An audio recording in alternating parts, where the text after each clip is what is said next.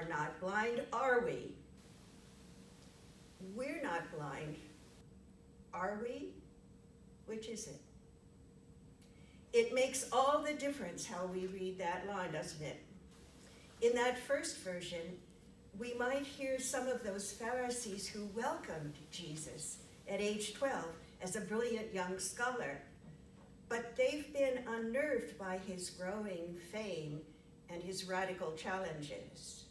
Their questions have become more openly sneaky or even hostile. Now they're smugly assuring one another that there's nothing to worry about. We're not blind, are we? But there's another way of reading that line that's not so sure. This little group of Pharisees is troubled. There's just enough integrity left in them to wonder at what they've witnessed. A few have even suggested that God might be mixed up in this somehow. They aren't brave or clear enough to raise serious doubts or take any actions, but there's an opening, a space for questioning. We're not blind, are we? Some years ago, I was invited to visit the Perkins Institute for the Blind by a parishioner who was gradually going blind. Anne wanted me to observe how she was being prepared for losing the last of her sight. I particularly remember one exercise that she'd already done several times. First, she put on a headset that cut off all her vision. She was completely in the dark. Then we went outside to a parking lot that was full of vehicles, from cars to buses, large or small. Her trainer asked her to walk along the row, trying not to collide with anything. She did that. Not one collision. Through some combination of sound and air pressure, she could feel what was in her path. Anne knew she was losing a lot as her eyes stopped working, but she wanted me to understand how much she was gaining. Her other senses were alive in a new way, and she was noticing what was around her with a new intensity and freshness. The songs of birds and the quirks of people's voices, and the subtle difference of footsteps, the textures of leaves and fabrics and children's faces, the intricacies of taste, where it happened on her tongue, the scent of bloom or decay. There was a richness in her world that she'd been missing, and she wanted me to know about that. Anne hadn't been born blind. She knew what it was to see, and she grieved for that. But she didn't get to choose, and what she was stuck with turned out to be, in its way, lovely. Surely she was going to be blind, or was she? The young man in today's reading didn't get to choose either.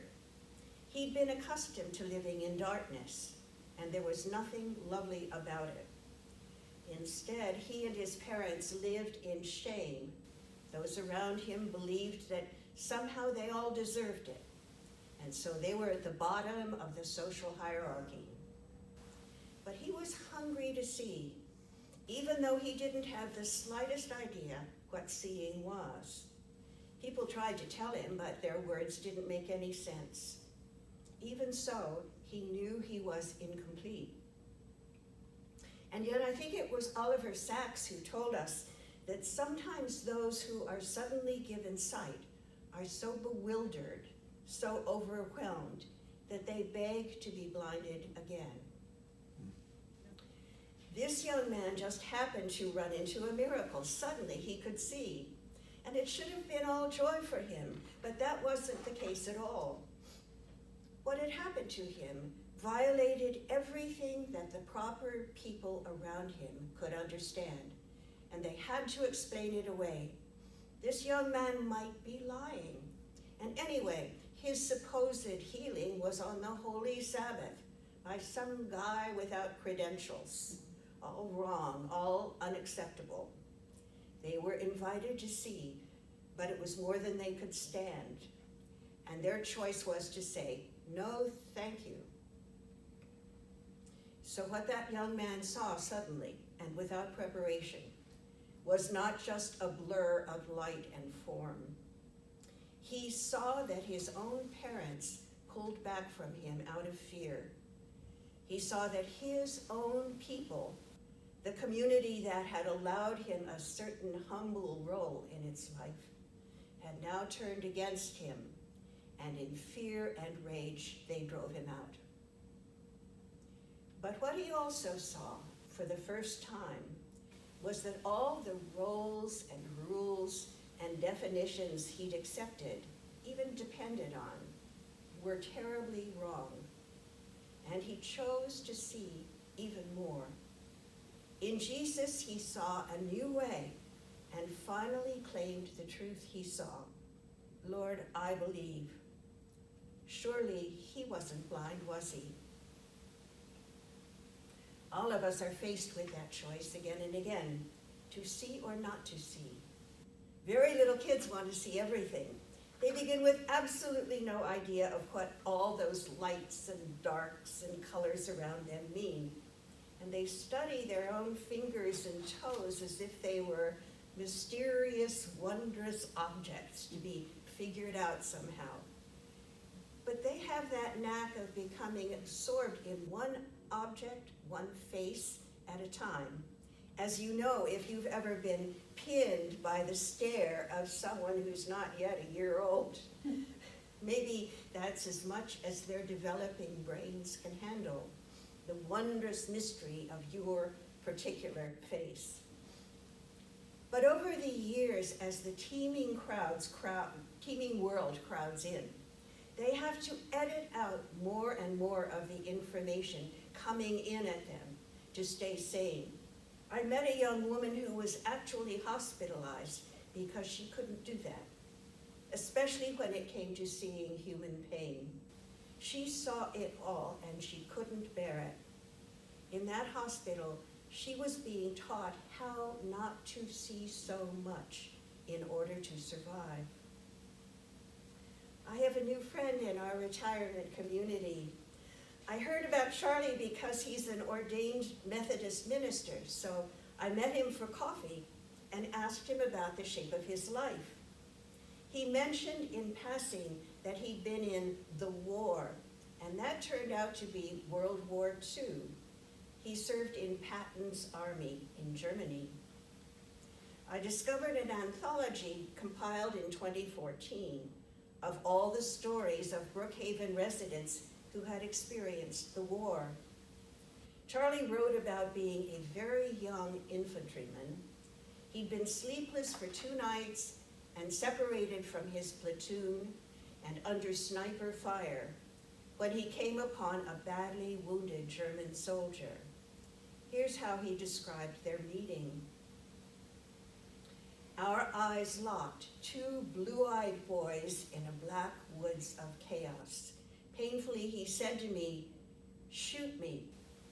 I knew that he was in extreme pain, but I had looked into his eyes and had an encounter with a fellow human being. That had not happened to me before.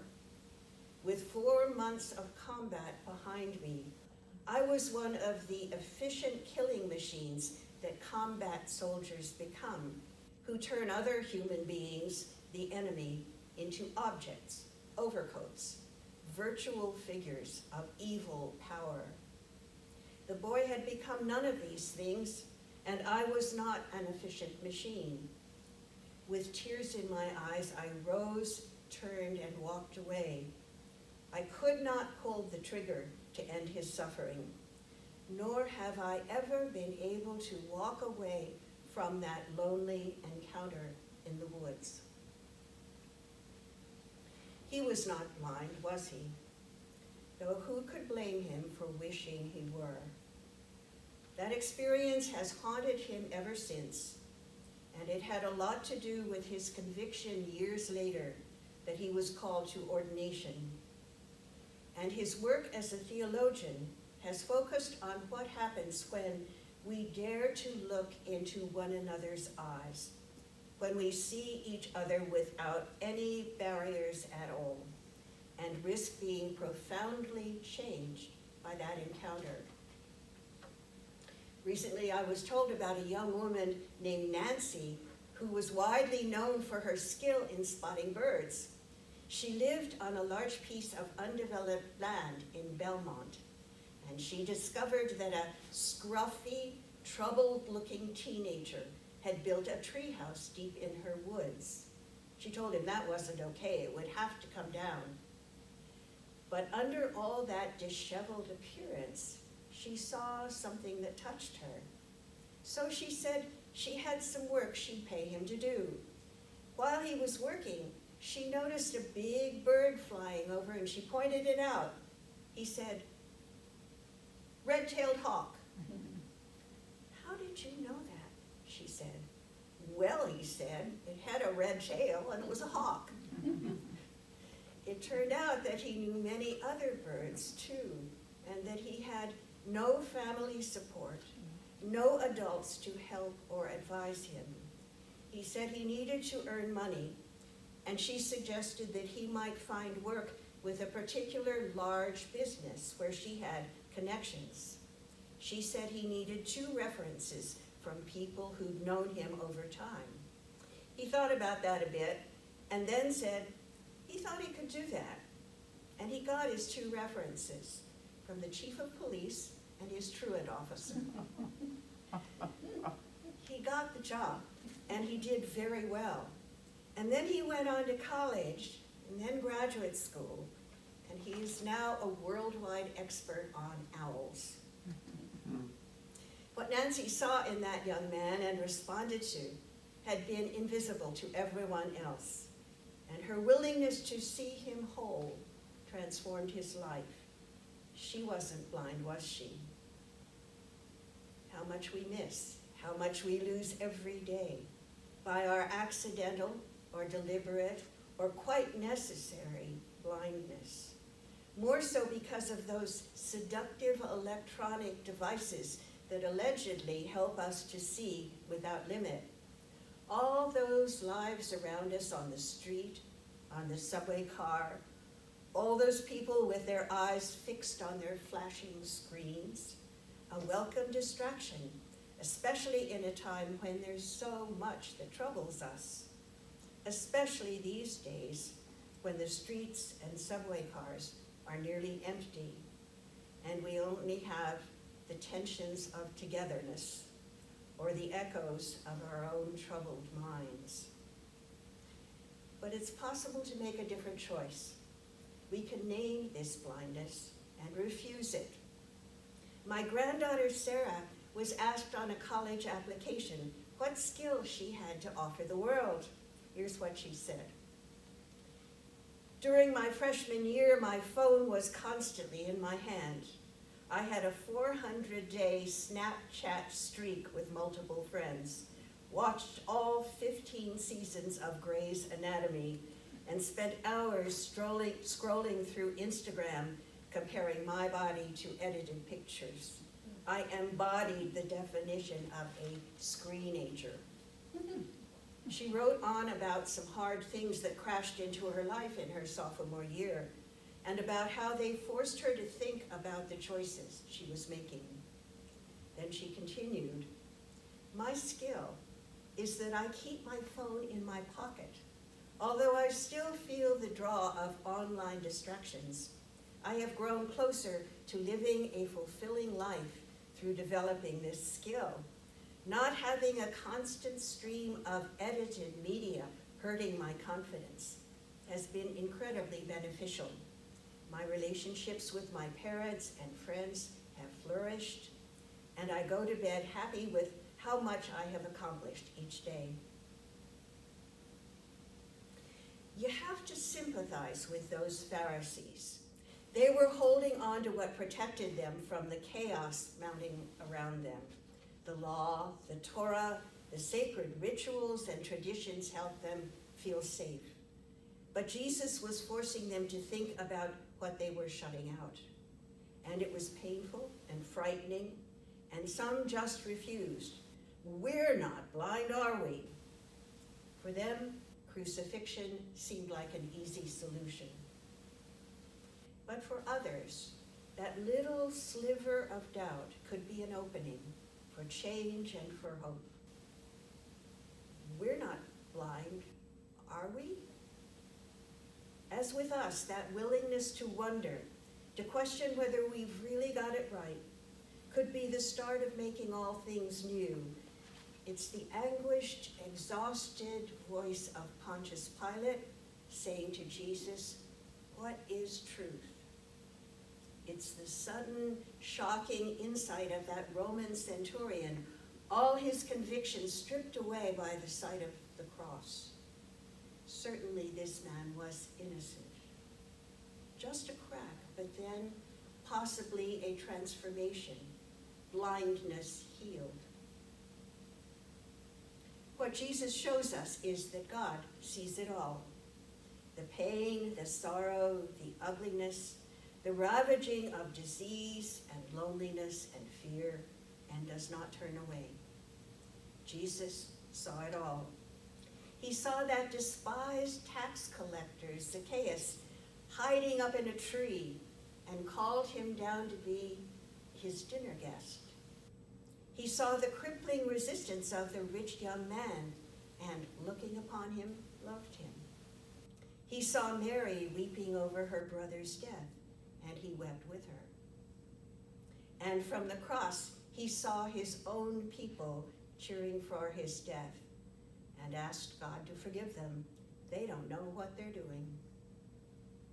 The wonder is that he saw not just the terrible things, but the beauty everywhere, of that lonely pariah in his tree, of a self-important young man, of a desolate sister, of those raging, pitiful people who wanted him dead, even those. And that's how we know God, who saw everything that God had made, and indeed it was very good.